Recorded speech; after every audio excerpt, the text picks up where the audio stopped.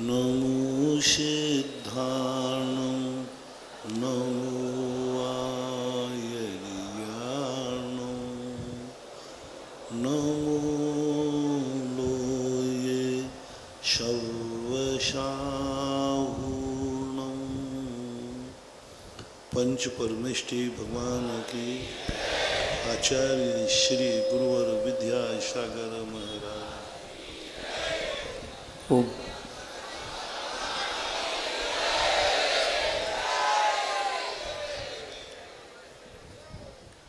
आज के जिज्ञासा समाधान कार्यक्रम में प्रथम जिज्ञासा रखेंगे सिद्धार्थ जैन, दमोह धैर्य सागर ग्रुप 613 नंबर, और इसके बाद तैयार रहेंगे प्रशांत जैन, खुरई पूज्य सागर ग्रुप 496 नंबर।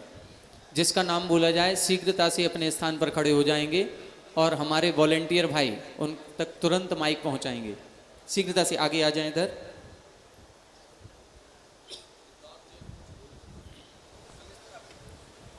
माइक कॉर्डलेस चालू करें।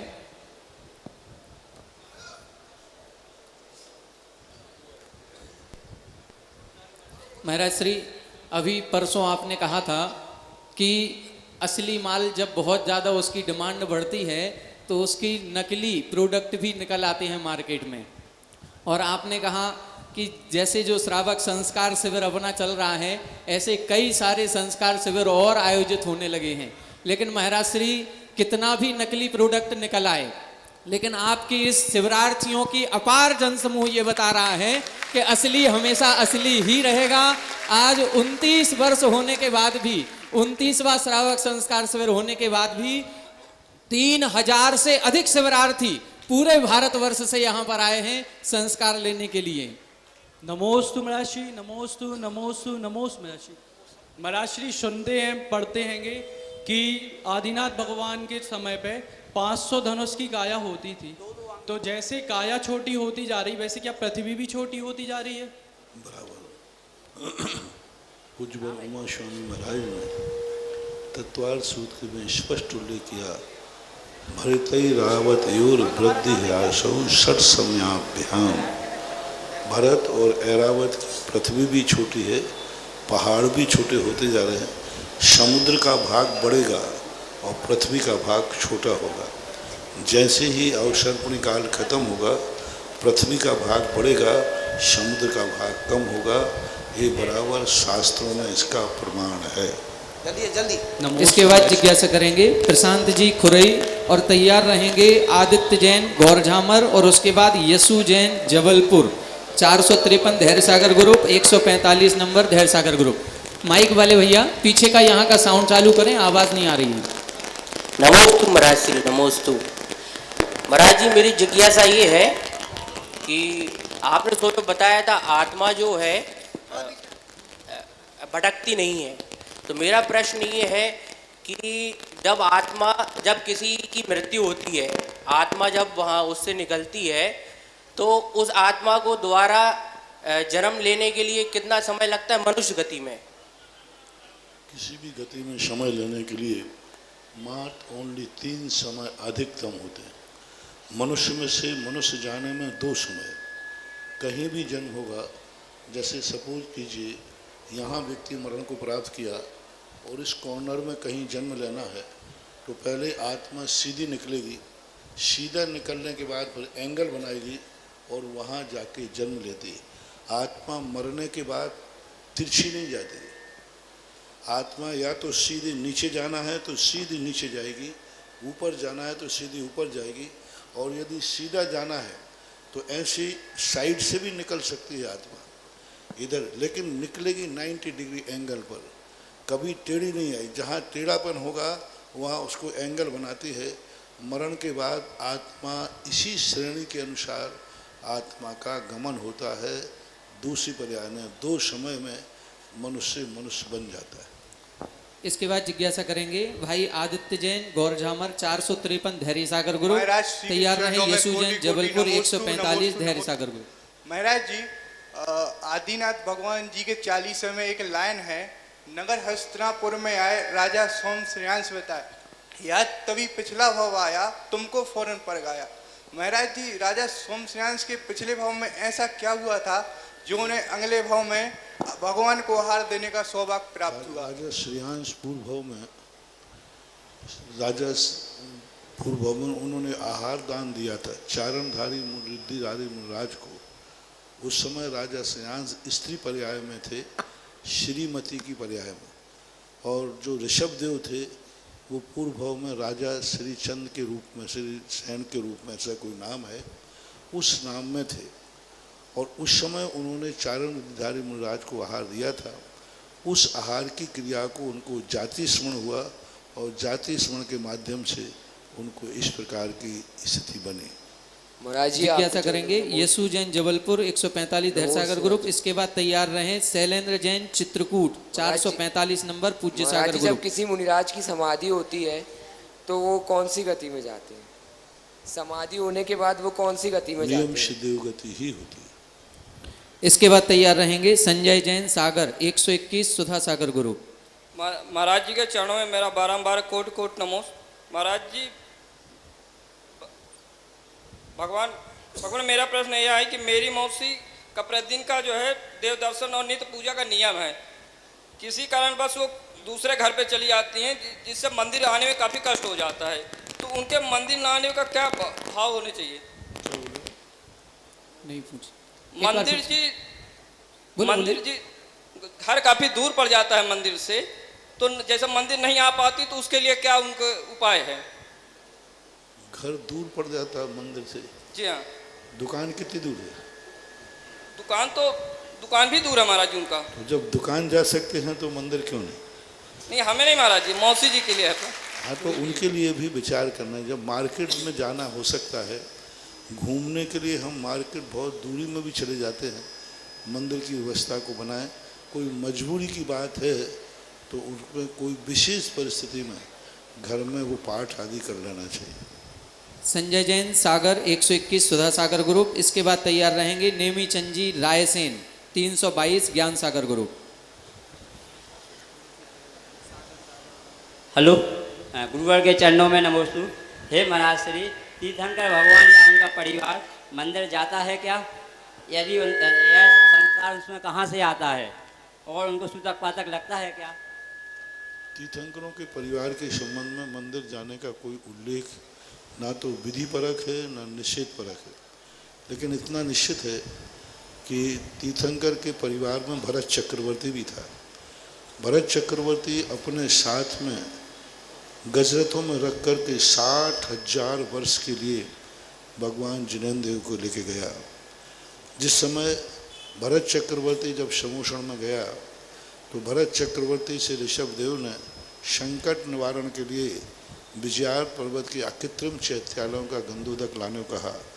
इसलिए ये तो निश्चित है कि उनके परिवार के लोग मंदिर जाते हैं, अभिषेक करते हैं, लेकिन अन्य तीर्थंकरों के परिवार के जो उनके रहते हुए उनके संबंध में कोई विशेष चर्चा नहीं है, लेकिन जाते होंगे, जाना ही चाहिए। तीर्थंकर का ऐसा स्वरूप है कि नियोग रूप से ना तो वे ये सोचते हैं कि मंदिर नहीं जाना, ना ये सोचते हैं कि जाना। उनका सब नियोगी सहज भाव में होता है। नमोस्तु महाराज जी, नमोस्तु महाराज। इसके बाद तैयार रहेंगे श्रीमान सागर जैन ललितपुर 525 हमारे खैर सागर ग्रुप। बांसा देवी के मंदिर में 3 वेदियां हैं। बीच की वेदी में भगवान बाहुबली विराजमान कर रहे हैं समाज वाले, क्या उचित है महाराज जी?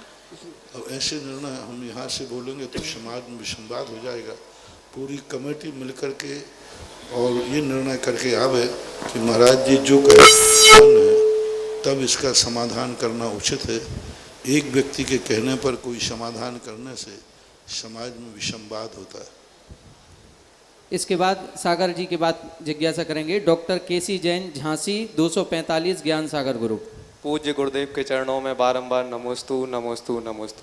महाराज श्री, जैसा कि आज आपने दोपहर की कक्षा में हम सभी शिवरार्थी भाइयों को नियम दिलाया है कि मृत्यु भोज ना हम सभी लोग अब करेंगे और ना कराएंगे, पर ऐसे में महाराज श्री अगर घर परिवार वाले, मान लो हम लोगों ने तो नियम ले लिया, अगर घर वाले नहीं माने और समाज नहीं मानी तो हम लोग क्या करेंगे? और महाराज श्री ये भी हमारा साथ में ये भी तो नियम दिया है कि अपने परिवार, निकटवर्ती रिश्तेदार और दोस्तों को मनवाने का पूरा प्रयास करेंगे। हाँ अब नहीं मानते हैं तो ठीक है, अपने अपने आप को तटस्थ कर लेंगे। हाँ महाराज श्री, जैसा आपने सभी को नियम ये भी दिया है कि घर पे जाके सभी लोग एक एक अपने व्यक्ति को नियम दिलाएंगे। बहुत कुछ मान रहे हैं। अभी 10-5 साल से 15 साल से जब से ये आवाज़ उठाई है यहाँ से, तब से लगभग 50-70% लोगों ने इस बात का त्याग किया है। आपको मनाने में बड़ी सुविधा जाएगी। अगर महाराज श्री ऐसा हो जाए कि समाज में मतलब समाज ही नियम ले ले पूरी, अगर समाज ही इसको घोषणा कर दे तो फिर खत्म ही हो जाएगी महाराज श्री। थोड़ा कोई भी नियम टूटता है तो ये बड़े आदमी तोड़ देते हैं, सामान तो मान लेते हैं, कोई बात नहीं, प्रयास करना अपना कर्तव्य है। चलिए, नमस्ते डॉक्टर महाराज। केसी जैन झांसी से, इसके बाद तैयार रहेंगे रवि जैन अशोक नगर 85 नंबर पूज्य सागर गुरु।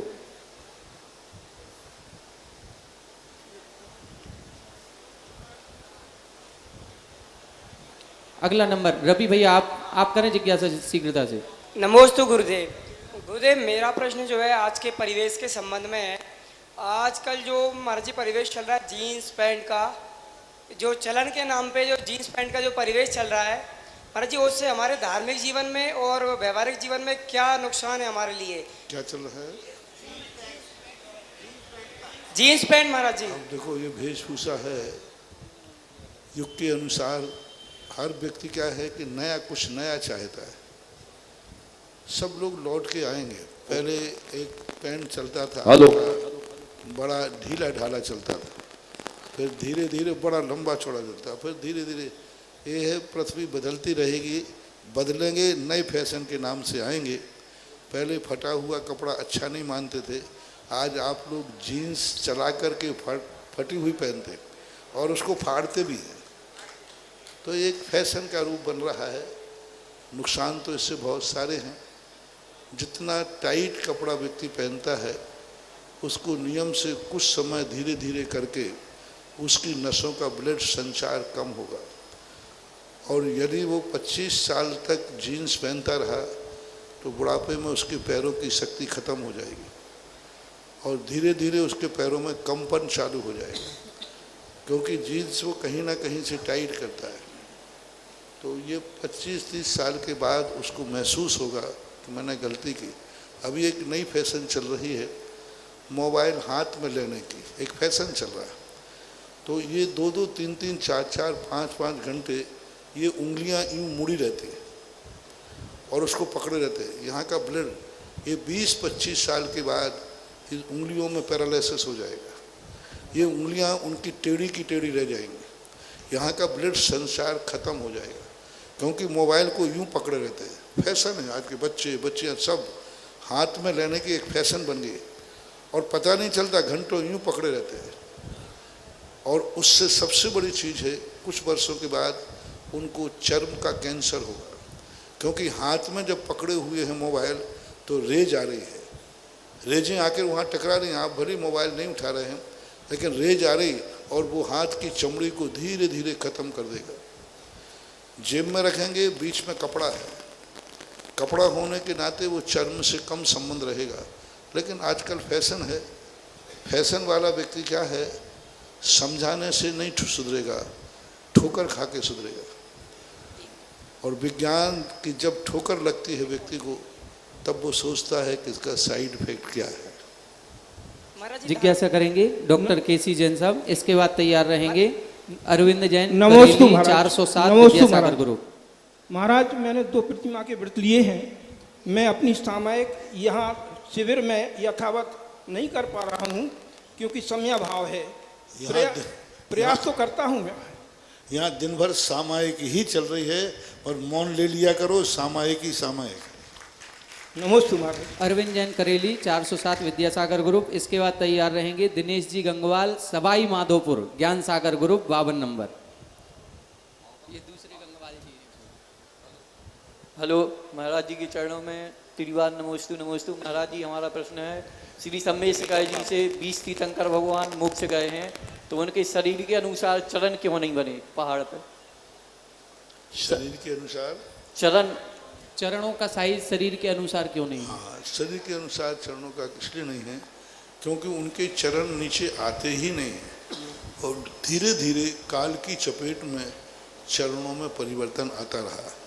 वह चरण नहीं है जो उनके भगवान के समय सौधर्मेंद्र ने काकड़ी रत्न से उत्कीर्ण किए थे।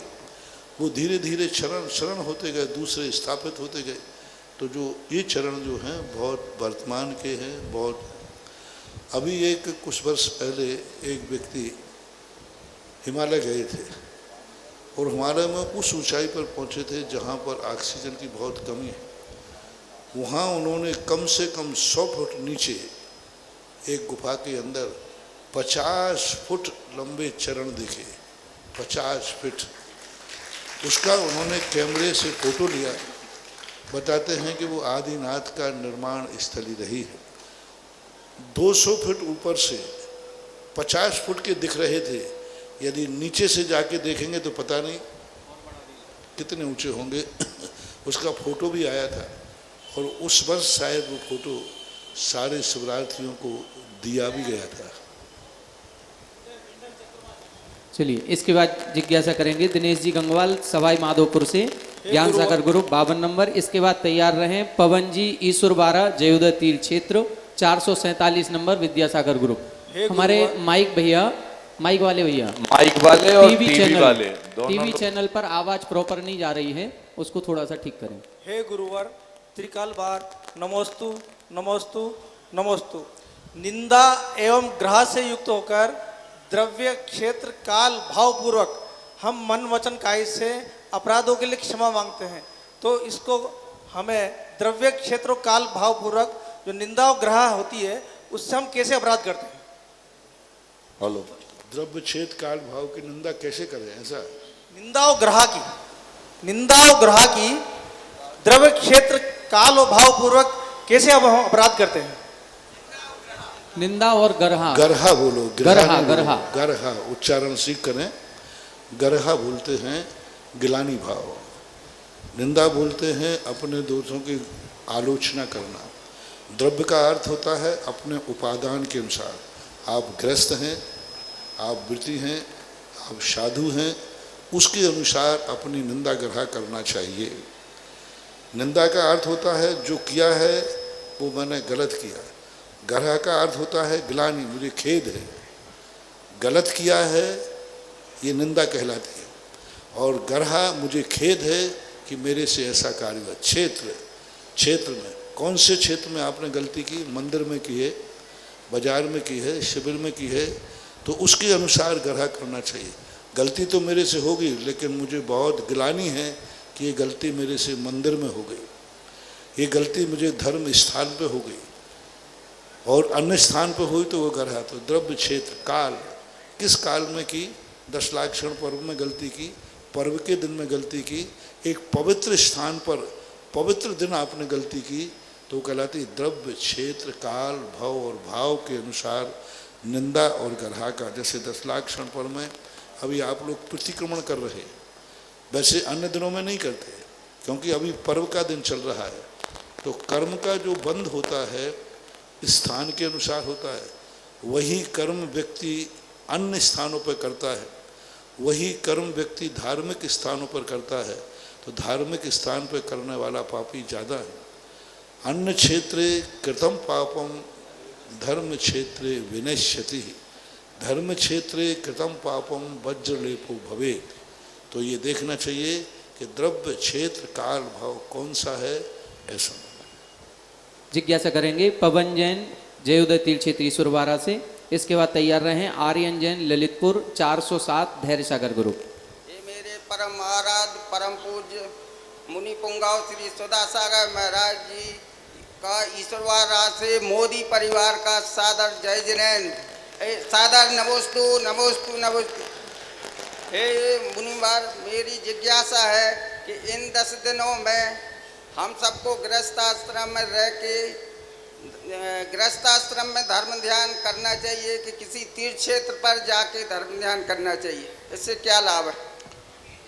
देखो, पर्व के धर्म ध्यान करने के स्थान अलग अलग होते हैं।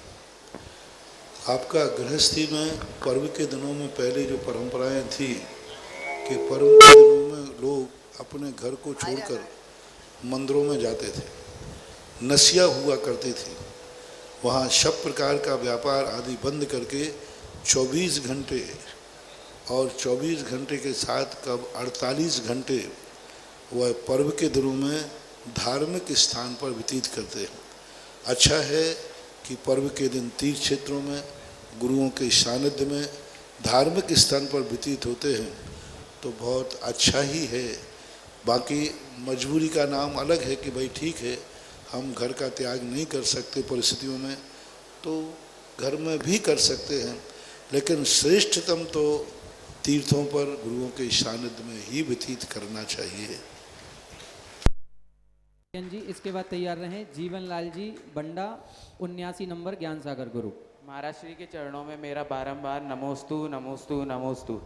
महाराज श्री, मेरा प्रश्न यह है कि आश्रव तत्व का विपरीत सिद्धांत क्या है?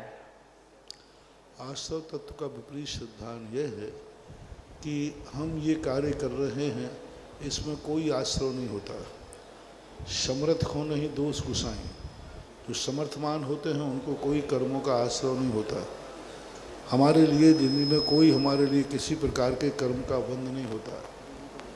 जिन क्रियाओं में बंध होता है उन क्रियाओं में बंध नहीं मानना, तो वो आश्रव तत्व का विपरीत है। जिन निमित्तों से आश्रव होता है उन निमित्तों से आश्रव स्वीकार नहीं करना। दूसरी बात, आश्रव नाम की कोई चीज़ ही नहीं है। सब कुछ जो होता है वह सब नियत है, निश्चित है। अपने आप में कर्मों का कोई आश्रव नहीं होता। सब कुछ नियत है, सब कुछ निश्चित है। जिस समय जहाँ जिस रूप में जैसा होना है वैसा ही होगा। ये आश्रव तत्व की भूल है। कई लोग बताते हैं अपने हाथ से कुछ नहीं होता, जो भगवान को करना है वही होगा। ये आश्रव तत्व की भूल है, ऐसा बना। जीवन लाल जी बंडा। इसके बाद तैयार रहें तारा चंद दमोह 167 नंबर विद्यासागर गुरु। सागर जी महाराज की मेरी ओर से और मेरे परिवार की ओर से नमोस्तु भगवान, नमोस्तु भगवान, नमोस्तु। मेरी जिज्ञासा है महाराज जी कि आपने कहा था कि परीक्षा में जो याद नहीं होगा तो कैसे पढ़ेंगे, तो हमें महाराज जी याद नहीं होता है तो उसका हम क्या याद होता नहीं है।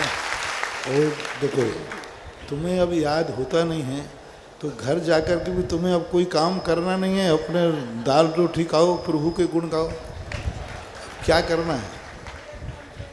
याद करने का प्रयास करो। देखो व्यक्ति को शिविर में हम पहली बार आए महाराज जी। अच्छा पहली बार बहुत अच्छा लगा और बार बार हम हाँ, तो थोड़ा प्रयास करें और प्रयास करोगे तो कुछ ना कुछ तो याद होगा ही होगा। आपको आशीर्वाद कम से कम 33 नंबर के लायक तो याद कर ही लो। जिज्ञासा करें तारा चंद जी दमोह। इसके बाद तैयार रहें मयंक जी जतारा 216 नंबर पूज्य सागर गुरु। नमोस्तु नमोस्तु। महाराज जी, जो बेदी के चारों ओर कांच लगा रहता है वो सामने से बिल्कुल बंद कर देते हैं, तो किस प्रकार से लगना चाहिए? बेदी के, भगवान की बेदी के चारों ओर कांच नहीं लगना चाहिए। भगवान जिनेन्द्र देव की बेदी के सामने कांच नहीं होना चाहिए। कांच लगाना है मना ही नहीं है, लेकिन जिस समय भगवान का अभिषेक होता है, सुबह अभिषेक, सुबह शाम भगवान के मंदिर के कपाट खुलना ही चाहिए। उनके कपाट यदि बंद में आप दर्शन करते हैं तो ना तो आपकी भक्ति भगवान को स्पर्श कर पाएगी, ना भगवान की एनर्जी आप तक आ पाएगी। इसलिए बंद कांच को खोलने वाला कांच लगाना। मंदिरों में कभी कांच का काम ना कराएं। जैसे कांच का काम वो टुकड़े वाला कलर्ड कांच कराते ना, वो ना कराएं, क्योंकि उसमें आपकी खंडित शक्ल दिखती है। छोटे छोटे कांच रहते हैं उनमें आपकी खंडित शक्ल दिखती है, जो कि अपशगुन है, अमंगलिक है। मंदिर आप मंगल के लिए गए हैं और आपके प्रवेश करते ही आपकी खंडित शक्ल दिखेगी तो वो दोष माना जाता है। इसके बाद तैयार रहेंगे प्रफुल्ल जैन ग्वालियर 243 ज्ञान सागर गुरु। साउंड थोड़ा ठीक करें, या केबल वाले बार बार फोन आ रहे हैं, टीवी पर साउंड सही सुनाई नहीं दे रहा है। बड़ा विनम्र निवेदन है, तुरंत ठीक करें। नमोस्तु गुरुवर। महाराज जी, जिस प्रकार मनुष्य का वजन होता है उसी प्रकार आत्मा का वजन भी होता है क्या? जैसे मनुष्य का वजन है, आत्मा का भी वजन होता है क्या? नहीं, आत्मा आरूपी है, वैज्ञानिकों ने बहुत प्रयास किया आत्मा को पकड़ने का, उनका वजन लेने का। कोई वजन नहीं है, शास्त्रों के अनुसार भी आत्मा का कोई वजन नहीं होता। प्रफुल्ल जी ग्वालियर, इसके बाद तैयार रहें प्रेमचंद जी रेपुरा 401 ज्ञान सागर ग्रुप।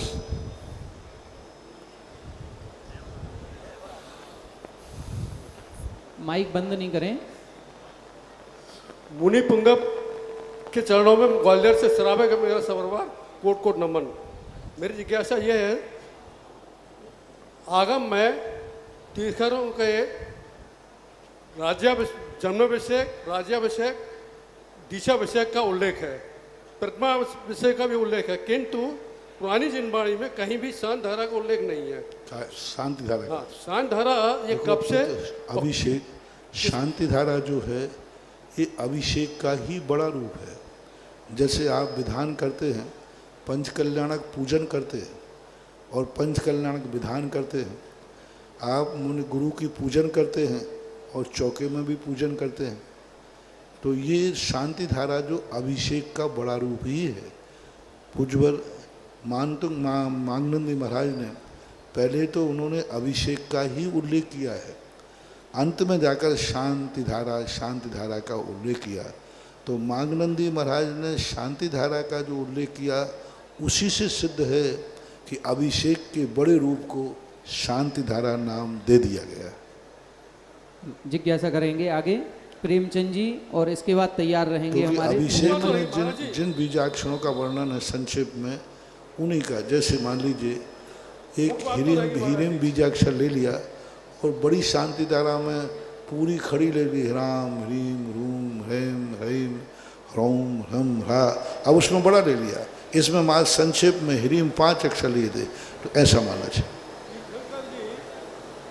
इस लोग पार करके और सिद्धालय विराजमान है, उनके सिर पर, प्रतिमा के सिर पर क्या मंत्रोच्चारण सहित अविच्छिन्न धारा करना अपने लौकिक आत्मव्याधि शांति के लिए उचित है क्या?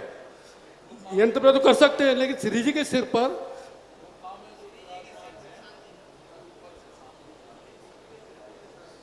ये सामाजिक व्यवस्था है, व्यवस्था को देख करके करना चाहिए। इसकी कोई नियम कानून नहीं होते, जैसी सामाजिक व्यवस्था हो व्यवस्था के अनुसार चलना चाहिए। चलिए आप जिज्ञासा करें, इसके बाद तैयार रहें निर्मल जैन खांदू कॉलोनी बांसवाड़ा 108 नंबर ज्ञान सागर ग्रुप। हे गुरुदेव, रेपरा से जैन समाज की ओर से तिवार नमस्तु, जो आए हमारे शिवरात्रि साथ में उनसे नमस्तु। मेरा प्रश्न है भक्तांबर से, मन्ने बरम हरिहरादय श्लोक नहीं पढ़े, आप जिज्ञासा करें। जिज्ञासा पूछें, श्लोक नहीं पढ़ने की जरूरत नहीं।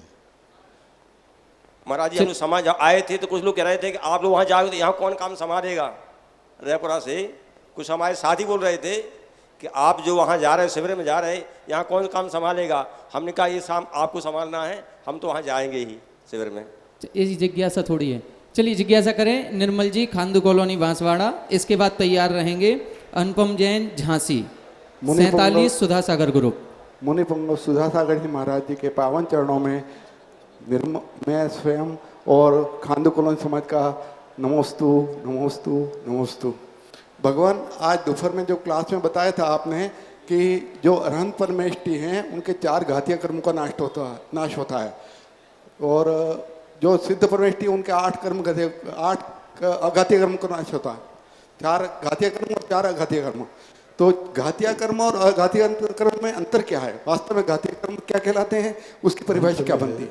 जो आत्मा के मूल गुणों को घाटते हैं उनको घातिया बोलते हैं, और जो अघातिया कर्म है ये किसी गुण को नहीं घाटते, मूल गुणों को नहीं घाटते, उत्तर गुणों को, जो सामान्य गुण हैं उनको घाटते हैं। तो जो हमारा ज्ञान दर्शन सुख और अनंत वीर्य शक्ति होती है उसको जो घात करते हैं उसको बोलते हैं घातिया। और अघातिया कर्म जो हैं वे मूल गुणों का घात नहीं करते साइड से, और घातिया कर्मों के अभाव होने पर अघातिया कर्म जली हुई रस्सी के समान, रस्सी तो है लेकिन वो जली हुई है। तो अघातिया कर्म जो हैं अपने कर्म के उदय में वो फल देते हैं, और अघातिया कर्म जो हैं गुण को पूर्णता ढाकते हैं, इसलिए उनको घातिया कर्म बोलते हैं। जिज्ञासा करेंगे अनुपम जी झांसी। इसके बाद तैयार रहेंगे आदित्य जी साहेपुरा 41 नंबर पूज्य सागर ग्रुप। पूज्य महाराज श्री के चरणों में बारंबार नमोस्तु। पूज्य महाराज श्री, मेरी जिज्ञासा यह है कि मंदिर जी शुद्ध धोती दुपट्टा पहनकर जाते समय यदि कोई पंचेंद्रिय जीव छिपकली या चूहा मरा हुआ हो जाए तो पुनः नहाकर शुद्ध धोती दुपट्टा पहनकर अभिषेक कर लेना चाहिए कि नहीं? कर सकते, पुनः नहा के कर सकते। चलिए जिज्ञासा करेंगे आदित्य जी साहेपुरा। इसके बाद तैयार रहे प्रतीक जी चंदेरी 170 नंबर पूज्य सागर ग्रुप। जिसका नाम बोला जाए शीघ्रता से खड़े हों और थोड़ा सा आप भी माइक के पास चले जाएं, थोड़ा सा माइक आपके पास आ जाएगा। महाराज जी नमोस्तु। महाराज जी, मेरी जिज्ञासा ये है कि इन 10 दिनों को अपने जीवन में 355 दिन कैसे चालू रख सकें और मृत्यु बोध के संबंध में आप ऐसा उद्गार दे जो सब जन सुन सकें।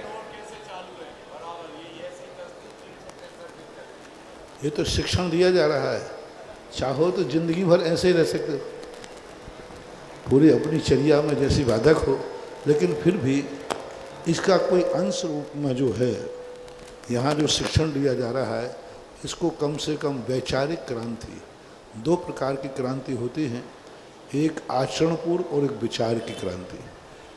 वैचारिक क्रांति आना चाहिए। आचरण तो हम उतना ही कर पाएंगे जितनी तुम्हारी शक्ति है। सत्य हमें स्वीकार करना है, सत्य कितना अपना पाओगे ये तो शक्ति के ऊपर है। इसलिए कम से कम यहाँ सत्य को जानकर वैचारिक क्रांति आना चाहिए कि यह गलत है, यह सही है।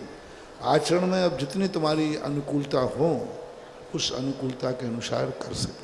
महाराज जी, मृत्यु बोध के संबंध में आप ऐसा उद्बोधन दें जिससे सब लोग सुन सकें। मृत्यु भोज के संबंध में आप अपना उद्बोधन दें जिससे सब लोग ये सुन सकें कि मृत्यु भोज बंद होना चाहिए। प्रसंग आने पर दिया जाएगा। चलिए जिज्ञासा करेंगे आगे नीतेश जी सागर 187 नंबर पूज्य सागर गुरु। गुरुदेव के चरणों में त्रैवार नमोस्तु। सकल दिम्बा जैन समाज चंदेरी की ओर से नमोस्तु गुरुदेव। गुरुदेव, मेरी जिज्ञासा यह है कि विदेह क्षेत्र में कैसे गति बंध द्वारा कैसे वहाँ पे गति बंद हो सकता है मनुष्य गति में, और विदेह क्षेत्र में कैसा रहता है? विदेह क्षेत्र में सदा चतुर्थ काल की स्थिति रहती है, 500 धनुष की उत्कृष्ट काया होती है। वहाँ से सदा तीर्थंकर या सामान्य केवली वहाँ से मोक्ष जाते रहते हैं। तो जो यहाँ चतुर्थ काल की स्थिति रहती है वहाँ वो सदा स्थिति रहती है। विदेह क्षेत्र में भी अच्छे बुरे लोग होते हैं, वहाँ से भी नरक गति होती है। विदेह क्षेत्र से भी नरक जाते हैं, विदेह क्षेत्र से भी त्रियंच बनते हैं, स्वर्ग जाते हैं, मोक्ष भी जाते हैं। सब प्रकार चारों गतियों का विदेह क्षेत्र में जाने वाले जीव चारों गति से आ सकते हैं और चारों गति को जा सकते हैं। यानी चारों गति की गत्या गति वहाँ खुली हुई है। जिज्ञासा करेंगे नीतेश जी सागर 187 पूज्य सागर ग्रुप। इसके बाद तैयार रहे उत्तम चंद जी बड़ा मलहरा 230 ज्ञान सागर ग्रुप। पद्म पुराण ग्रंथ जी में आया है कि रावण ने रिद्धियों की प्राप्ति के लिए इतनी भीषण तपस्या की, ऐसा भीषण ध्यान किया, इतने उपसर्ग सहे, जिसके बारे में कहा गया कि यदि कोई यदि कोई भेद विज्ञानी मुनि ऐसा अगर तपस्या करे, ध्यान करे तो उन्हें मोक्ष हो जाता। गुरुवर जिज्ञासा है कि ऐसे विशिष्ट उद्देश्यों की पूर्ति के लिए जो तप और ध्यान किया जाता है उसमें, और भेद विज्ञानी मुनि के द्वारा जो तप और ध्यान किया जाता है, इसमें क्या अंतर है गुरु? नमस्ते। तप के बिना भेद विज्ञान होता ही नहीं।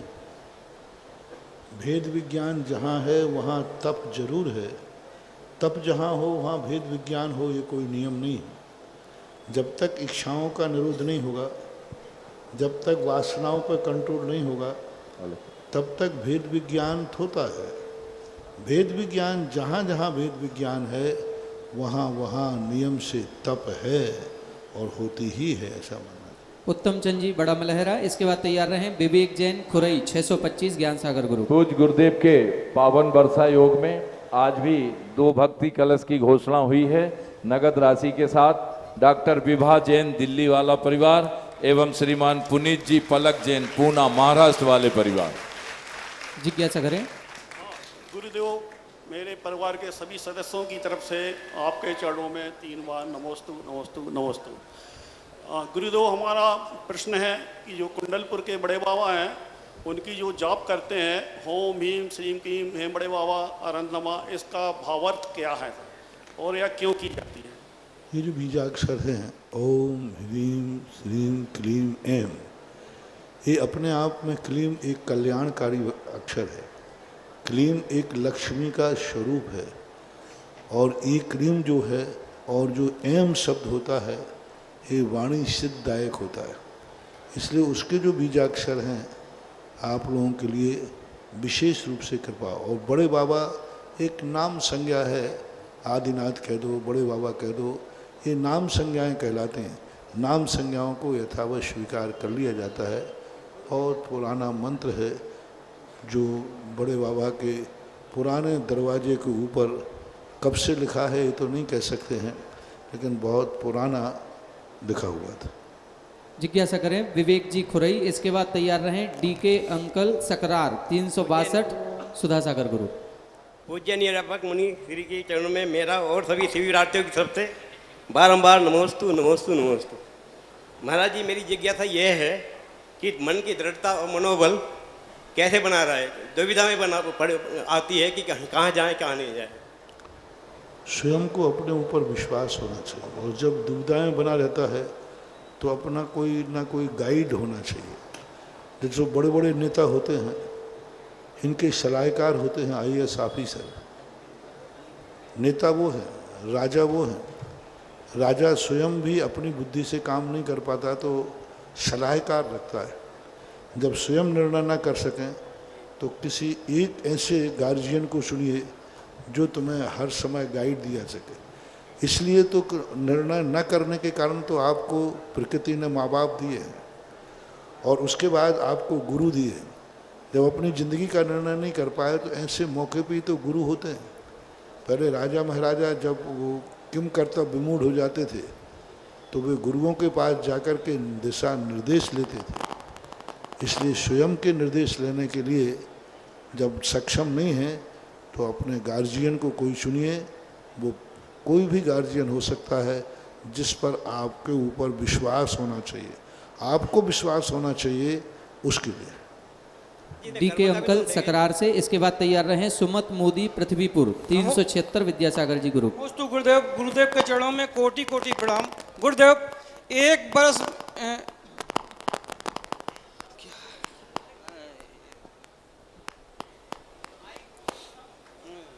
पहले से निकाल के रखें भैया। एक बरस में केवल ज्ञानी, एक बरस दी अमृत वाणी। तो गुरुदेव उस समय ये अमृत वाणी कौन सुना करता था या और उस समय भी क्या शिवरात्रि भी हुआ करते थे क्या? कब? जब ये अमृत वाणी देते थे भगवान। कब सुनाते थे? कौन? एक बरस में केवल ज्ञानी, ये कौन से भगवान थे गुरुदेव? आगे पीछे आपका प्रश्न स्पष्ट नहीं। चलिए। ओम जिज्ञासा करें, इसके बाद तैयार रहेंगे दिलीप जी पृथ्वीपुर 102 सुधा सागर जी गुरु। नमोस्तु नमोस्तु नमोस्तु। महाराज जी, आज के इस युग में जो नए लड़के लड़कियां हैं जो पति पत्नी सिंगल वाले, इनके जो परिवार हैं उनमें ये लोग सबसे बड़ी गलती ये कर रहे हैं कि जो इनका मासिक धर्म होता है महिलाओं का, उनमें पुरुष महिलाएं सब एक साथ मिलकर खा रहे हैं, बना रहे हैं। ये समझ में क्या बात है? जो सिंगल फैमिली रह रही हैं, सिंगल फैमिली, उसमें महिलाओं के अशुद्धि के दिनों में भी सब एक साथ ही खाना बनता है। इसको तो कैसे देखें? क्या करें? इनके लिए दुष्परिणाम उनको भोगना पड़ेगा। अब आज का युग है, इसके लिए व्यवस्थाएं पाश्चात्य सभ्यता का युग है। जितना विवेक रख सकें उतना विवेक रखना चाहिए। इसी के लिए तो जगह जगह बड़े शहरों में शुद्ध भोजनालय स्थापित करना चाहिए। उनका एक ही कारण है कि ऐसी स्थिति में हम परिघर में कोई है नहीं, दोनों ही व्यक्ति हैं, ये दोनों नौकरी वाले हैं। अब उसके लिए कहाँ करें, क्या करें? होटलों पे खाते हैं तो होटलों पे तो घर से भी ज़्यादा गंदा होता है। उसका एक ही तरीका है कि नगर नगर गांव में शुद्ध भोजनालय खोलना चाहिए। ऐसी परिस्थितियों के समय उनका जो परिवार है वहाँ से भोजन ले जा सके। अभी राजस्थान में जयपुर में भोजनालय स्थापना हुई, किशनगढ़ में हुई, कई स्थानों पर अब एक ही समस्या, एक ही समाधान है। ललितपुर में भी भोजनालय की स्थिति बनाई गई थी, जबलपुर में भी है। जब ऐसी परिस्थितियों में उनकी जो समस्या है उसका समाधान पर विचार करें। हम समस्या तो बता देते हैं लेकिन समाधान नहीं कर पाते। तो आज हमें उसका समाधान यही है कि जगह जगह शुद्ध भोजनालय खोले जाएं और कहा जाए जिस समय आपके घर में महिलाएं भोजन बनाने वाली नहीं हैं या उस समय उनका अशुद्ध स्वरूप है तो उस समय वो भोजन वहाँ से प्राप्त कर सकें। दिलीप जी जिज्ञासा करेंगे, इसके बाद तैयार रहें वैभव जैन तालबेहट 128 धैर्य सागर ग्रुप। मेरे इष्ट गुरुदेव मुनि पंग श्री सुधा सागर जी के चरणों में बंधा क्षेत्र कमेटी एवं समस्त शिवरात्रियों से त्रैवार नमोस्तु नमोस्तु नमोस्तु। गुरुदेव 2001 से कोटा शिविर से मैं आपके शिविर में निरंतर 12वां शिविर है ये, और आपकी कृपा से मेरे सारे काम सिद्ध हो रहे हैं। गुरुदेव आगे भी चाहता हूँ कि आपका आशीर्वाद इसी तरह बना रहे, आपकी कृपा से सारे। गुरुदेव जिज्ञासा है कि आपके चरण बंधाजी क्षेत्र पर पड़ें। आचार्य का बहुत आशीर्वाद उस क्षेत्र के लिए भी रहा है, आपके चरण पड़े, ऐसे ही हम आपसे कामना करते। क्या करें भावना भाई है। चलिए जिज्ञासा करेंगे वैभव जी, इसके बाद तैयार रहेंगे अमरचंद जी दमोह 172 विद्यासागर जी ग्रुप। महाराज जी के चरणों में नमोस्तु। महाराज जी मेरा प्रश्न यह है कि अभी पर्युषण पर्व में सभी लोग मंदिर जाते हैं लेकिन इसके बाद थोड़ा कम हो जाता है, तो ऐसा क्या करें जिससे रोज मंदिर जाने के भाव बने रहें? दो प्रकार के कीड़े होते हैं। एक कीड़े हेलोजन देख करके आ जाते हैं और हेलोजन बंद कीड़े बंद। और कुछ लोग ऐसे होते हैं कीड़े जो हेलोजन से कोई मतलब नहीं रखते। हमेशा करना चाहिए लेकिन फिर भी पर्व के दिनों में जो विशेष करने का भाव आता है इसका कई बार मैं बता चुका हूँ, इसका विशेष विशेष महत्व होता है। पर्वों के दिन में किया हुआ रावण इतना बड़ा गलत दृष्टि से देखा जाता था, लेकिन रावण बहुत बड़ा नीतिज्ञ था। रावण का इतना बड़ा नीतिज्ञ था कि बाद में जाकर के उसने कहा, अष्टान का पर्व चालू होते उसने कहा, देखो सभी लोग अष्टान का पर्व में धर्म ध्यान करने चलो, जिन्होंने धर्म ध्यान नहीं किया वो करें। क्या उन्होंने दिया? 6 माह के अंदर जितना धर्म करने पर सिद्धि होती है पर्व के दिनों में वो 8 दिन में सिद्धि हो जाती है। कितनी बड़ी बात, ये रावण की नीति संहिता में है।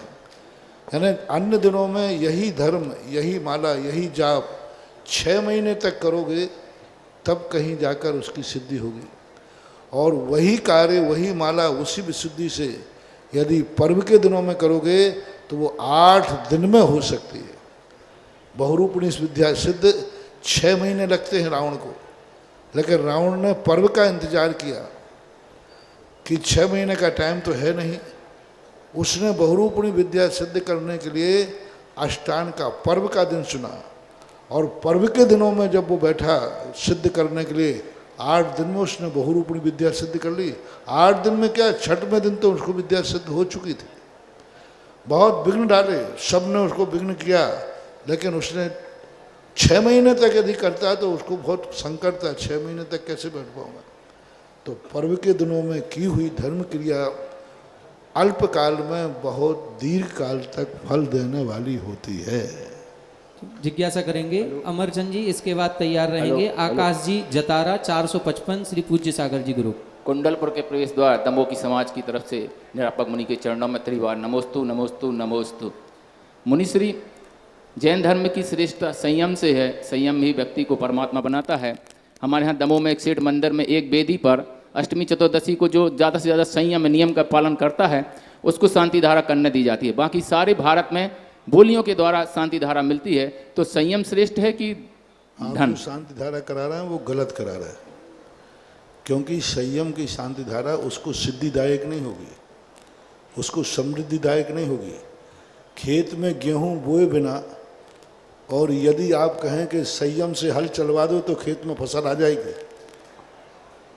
संयमी से हल चलवा दो, खेत में बीज मत बोना कुछ भी, और एक संयमी से हल चलवा देना, फसल आ जाएगी। इसलिए ये सब बहानेबाजी हैं। ये सब माइजर कंजूस लोग जो होते हैं वो ये रास्ता निकालते हैं। जो कार्य जिस विधि से होता है, दान पूर्वक ही अभिषेक पूजन होना चाहिए। दान पूर्वक की हुई क्रिया फलती फूलती है। और आप ये जो कर रहे हैं उनको गरीब बनाने का प्रयास कर रहे हैं। कभी भी कोई व्यक्ति तुमसे फोकट में धर्म क्रिया करावे, समझ लेना वो तुम्हारा दुश्मन है। दुश्मन मानना नहीं, वो कहे साहब आप तो कर लीजिए, आप बहुत धर्मात्मा हैं, आप तो हाथ लगा लीजिए, समझ लेना ये पूर्व भाव का बैरी है जो तुम्हें सदा गरीब देखना चाहता है। और जो हमेशा ध्यान रखना, मैं बड़े आदमियों को छूट दे सकता हूँ, मैं गरीब को कभी नहीं कहता हूँ। मैं गरीबों से सदा कहता हूँ कि कभी फोकट में कोई धर्म क्रिया नहीं करना, चाहे भली 1 रुपया देना, दान दे करके करोगे तो कल 100 रुपये लायक हो। बहुत चलता है, कई जगह चलता है, हम तो एक नियम दे देते हैं, हम तो ये दे देते हैं। अरे वैसा नियम दो ना, अभिषेक क्यों करा रहे हो? ऐसे ऐसा करो। दुकान पे भी यदि कोई त्यागी वृत्ति संयमी आया तो उसको फ्री में माल दे दिया करो। क्यों? त्यागी वृत्ति आया है। आप ऐसा करो, तुम्हारे यहाँ दुकान है किसी की है तो जो माल, जो रात्रि भोजन त्याग करे उसको, काय की दुकान है? किसी की बता दो, जो कुछ बता दो। किराने की, चांदी की है, चांदी की, किराने की, किराने की। तो उससे क्या करो कि जो रात्रि भोजन त्याग करेगा उसे 1 किलो काजू फ्री। जो देव दर्शन का नियम लेवे उसको इतना फ्री। क्या मजा आ जाएगा। अगली दिवाली तक दिवालिया जरूर हो जाओगे। ये परंपराएं ठीक नहीं हैं। कुछ साधु, कुछ त्यागी वृत्ति इसको दूसरा रूप लेते हैं। जो कार्य जिस विधि से होता है उसी विधि से करना चाहिए। जो कई लोग कहते हैं सर, कई लोग कहते हैं इस कमरे में 2 लाख रुपया रखना है। कमेटी वाले कहते हैं नहीं आप तो 1.5 लाख दे दो चल जाएगा। वो 1.5 लाख नहीं कर रहा है, तुम्हारे 1.5 लाख को पानी फिरा करके गरीब बना रहा है। तो ये जो फोकट में कार्य कराने वाले, इनको अपना दुश्मन मानना, जरूर ये मेरा बैरी है तभी ये मुझे नियम दे करके या निःशुल्क करा रहा है, ऐसा कभी नहीं करना चाहिए। क्योंकि आज ये सब चीज़ें, आप गृहस्थ हैं, गृहस्थ की सब क्रियाएं, सुख समृद्धि बढ़ना चाहिए। आपका सब कुछ, गृहस्थ को हम भीतरागी नहीं मान सकते। वो धन भी चाहता है, वैभव भी चाहता है, घर गृहस्थी में अच्छा भी चाहता है। ऐसे करने वाले लोगों को आप देखना जिंदगी में कभी समृद्ध नहीं होंगे, बस खाते पीते बने रहेंगे। और दान दे करके जो करते हैं उनके हश्र देख लो। आज एक शिविर में यही ललितपुर वाले, यही सब लोग 1000 रुपया देने लायक नहीं थे, और जिन्होंने शांति धारा ससुर कराई वे आज कहाँ तक पहुँच गए हैं, कहने की ज़रूरत नहीं है। तो ये परंपराएं बिल्कुल ठीक नहीं हैं। क्योंकि आप गृहस्थ हैं, आपको सुख समृद्धि चाहिए तो खेत में बीज बोना ही पड़ेगा। चाहे तुम त्यागी रहो, चाहे तुम वृत्ति रहो, चाहे धर्मात्मा रहो, खेत में तो जो बोएगा वो पाएगा। अगली जिज्ञासा करेंगे आकाश जी इसलिए जतारा। अब तुम जहाँ शांत धरा करते हो, जाते ही कुछ ना कुछ कर देना। हाँ, ऐच्छिक कर देना, लेकिन खाली हाथ मत करने देना। गुरुवर के चरणों इसके बाद तैयार रहेंगे सूर्यांश जैन, वरा सागर 28 गंभीर सागर ग्रुप। गुरुवर स्तव और वंदना में क्या अंतर है और वंदना का वास्तविक अर्थ क्या है?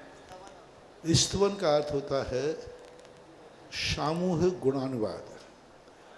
स्तवन में व्यक्ति का नाम नहीं लिया जाता, गुणों की पूजा होती है। गुणों की जब पूजा होती है वो गुण किसी में भी पाया जा सकता है, वो स्तवन कहलाता है। और वंदना व्यक्तिगत होती है। जैसे जिनेंद्र भगवान का गुणानुवाद करना ये स्तवन है, और उन जिनेंद्र में विशेष रूप से महावीर स्वामी का करना ये वंदना कहलाती है। ऐसा रूढ़ अर्थ है। वैसे शाब्दिक अर्थ है स्तवन यानी उनका गुणानुवाद करना, वंदना यानी नमस्कार करना उनके, ऐसा जिज्ञासा करेंगे सूर्यांश जैन बरा सागर से। इसके बाद तैयार रहें जयेंद्र जैन भूंगड़ा बांसवाड़ा 447 सुधा सागर जी गुरु। नमोस्तु महर्षि, मेरी जिज्ञासा है कि हमें मनुष्य पर्याय में मोक्ष में जाना है तो कैसे जाएं, क्योंकि विदेह क्षेत्र में सिर्फ त्रियंश पर्याय के जीव जा सकते हैं। कृपया जिज्ञासा का समाधान करें। नहीं, कहीं से भी त्रियंश पर्याय से मुक्ति नहीं है, मनुष्य पर्याय से ही होगी और विधेय क्षेत्र से होगी, ऐसा मानो। जयेंद्र जैन भूंगड़ा बांसवाड़ा से। शीघ्रता से आप बोल दिया करें, माइक ले लें। इसके बाद तैयार रहेंगे ब्रिजेश जी बैरसिया भोपाल।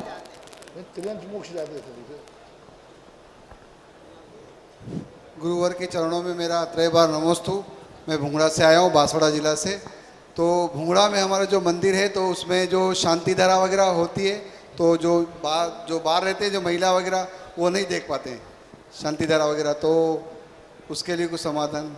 देखो, कोई व्यक्ति समय पर स्टेशन पर नहीं पहुंच पाता तो गाड़ी का टाइम नहीं बदला जाएगा। पर महाराज जी वो महाराज जी कुछ नहीं, आड़ में सब आ जाते हैं, मतलब तो कोई नहीं, एक व्यवस्था मत बिगाड़ो व्यक्तिगत किसी कमी के कारण। मतलब वो छोटा है, गर्भगृह भी छोटा है, तो उसके लिए क्या समाधान? हाँ, तो आप बड़ा कीजिए, मंदिर और बड़ा के लिए बहुत मीटिंग वगैरह भी कोई करता ही नहीं। ओम शांति। चलिए अगली जिज्ञासा के लिए। हर चीज की एक व्यवस्था होती है, फल होता है। अभी जैसे कहा ना, बिना बीज बोए फल नहीं आता, बल्कि ऐसा कुंदकुंद स्वामी ने कहा है कि बीज बो कर के भी खेत अलग अलग होते हैं, एक ही बीज है, अलग अलग खेतों में अलग अलग फल देता है। सभी स्थान पर एक से ही फल मिले, कहीं भी शांति धारा करो, कभी भी अभिषेक करो, नहीं, हर क्षेत्र का, हर मूर्ति का अलग अलग फल होता है। जैसे आप लोग भोजन कराते हैं तो हर चीज़ का अलग अलग, भोजन का कोई फल नहीं है। भोजन आपने किसको कराया है, अल्पाहार किसको कराया है।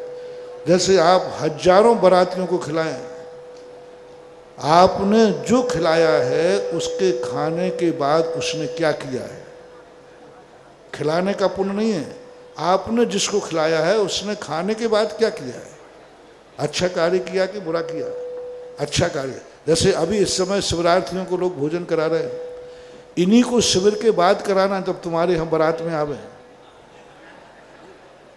तब उस समय भोजन कराओगे तो कोई पुण्य नहीं, क्योंकि वो खाने के बाद कुछ नहीं करेंगे। और अभी आप तुम भोजन करा रहे हो, तुम्हारे आहार के बाद यहाँ दिन भर धर्म ध्यान कर रहे हो।